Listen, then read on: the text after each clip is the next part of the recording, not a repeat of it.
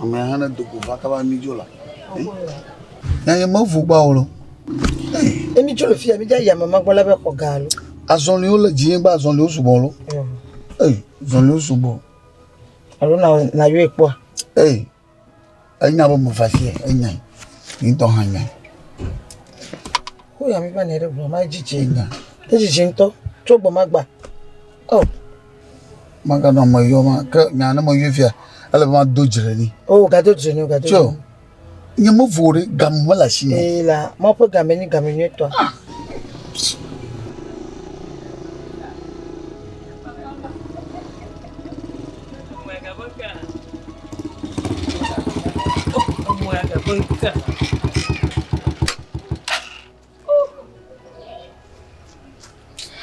Ada fulo. Moya. Ina chinga kare.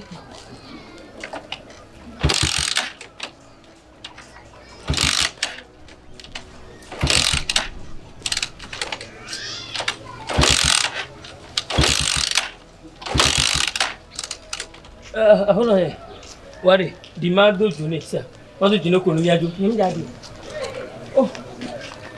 O de kupula, Ajanye. Oh. Gano jibimo la. Ajakpo mitanye. Eta o kun fa kpondo la, Nya uzazenya. Mbona? Omo ya ntomanya. Ubati kona. Kama ko dong mo ne. Efo. Pongora. Pomo toma kris. Nyom vi mara. Ando hi omo e.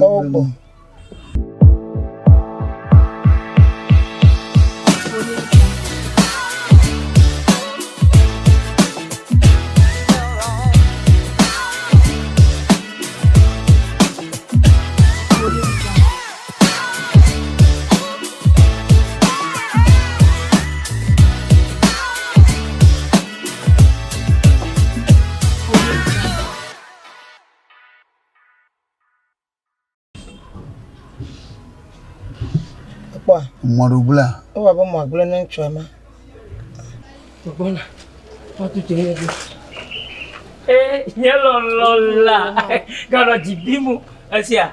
Mo ga fia. Enu apo wona ga segam. Ato mo gbagban apa papa mi. Abatizo le mo dia mo na no po me no komi. Npebe npo wona. Mi zo vile po makwa gbodere makone la. Ka ke nyo abe ya poji kwa. Enya yo wona. Kokoba ji asili benchi. Mma ko jina bana no wona me mala. Opo mo do volo. O menye fofo benya yo. Cho, po. No mala. Maba mo do volo. Na no nye kebem la menya bende pepe la sinye. E gali nde pepe la sinye kake mma ko mte wona na mo yeko nyi jikwa no na domena.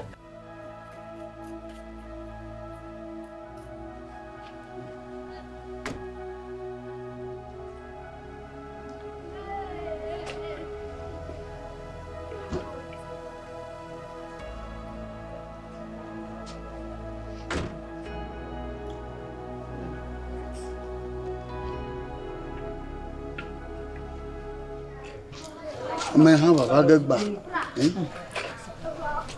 Kano jibimo la. Lolo nye.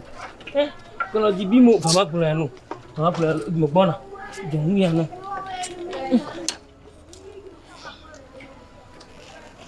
Gbagba mo ja dale ti yin o. Ah ma ji o jego. Oh. Bo ka segam me kola so mo gbagban akoko me ba no yi. E mo alaba ti so le mo ja no to npa me. Enu apo ona ga segam me won. Oh. Nyeji gano jibina mola. Oreka kwenye nye kari le zamela. Ne jibima le kene mawo. Gavon sia. Enu mawo ge fia ko biajo. Sia. No brother. Ame ya de do jumlumba. Afo. E pole ye sisa dibe ya biti, dabia dibe ya biti fia ko fo a. Fuju kakakaka va un blema. Makai. Ka bi mma ko jina me na no na me me. Bo do volo. Mo lo vo. Vovo me du ga. Awo me na ma no ma. No aba pade ma. O ma de no ye le de ma. Ma de no ye va le bonya. Menye. Ya ma de mo no ye ma bi ta wa. Aboy. Fo ka kede. Enya be folisa. A folisa. Nwa me si o le mi asisa. Ga ke ga poto e ma poto e ka poto. Ye kan le no aba pade me. We na. we na kona be nyama gabijo o la we na bele magabijo mo vo ha ma po me yan tori ki fu da po fu nyon ada on le dit la pleu gan on le dit la pleu a pleuvoir non ama chama pleu me game sia on to alava sia gavon la anyonyoga sia que on te que ve bien papa venant de l'équipe ka be po gama ne tem ya po gala on le dit la po ga pleuvoir ya do gangan la manglo ba madaka wulu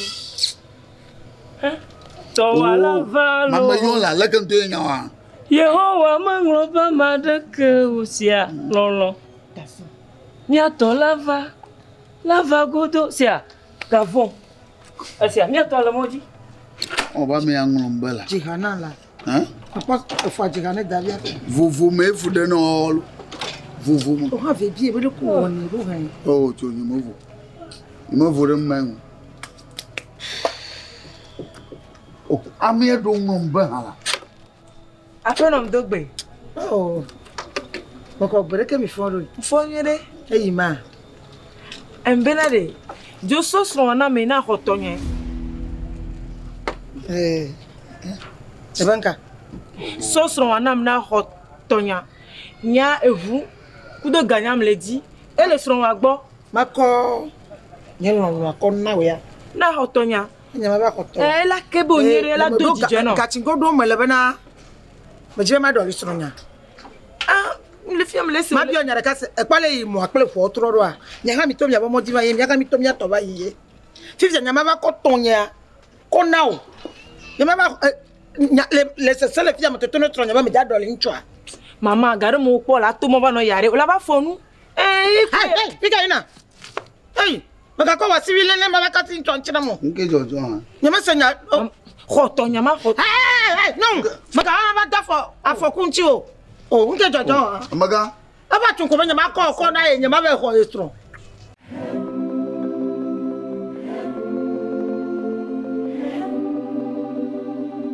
ok to o to mu vie gbole ko fe me fado to le jwa mi egbe dada po avotu game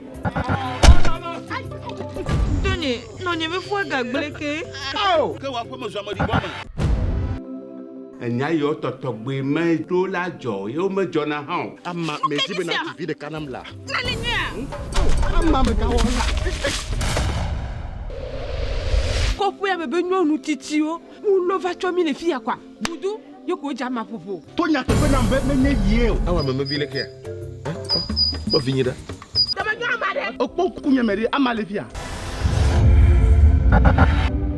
me nya do no fi mi nya e okuro nu kama la pere ka mi ne ndu de ka leti le de ka le ni sia de wo de ka amale no vinia mate to kwa mate de kono vife me mi ku le vi mu subide mi no toleto e mi blasede ma vele sino le e ton atoke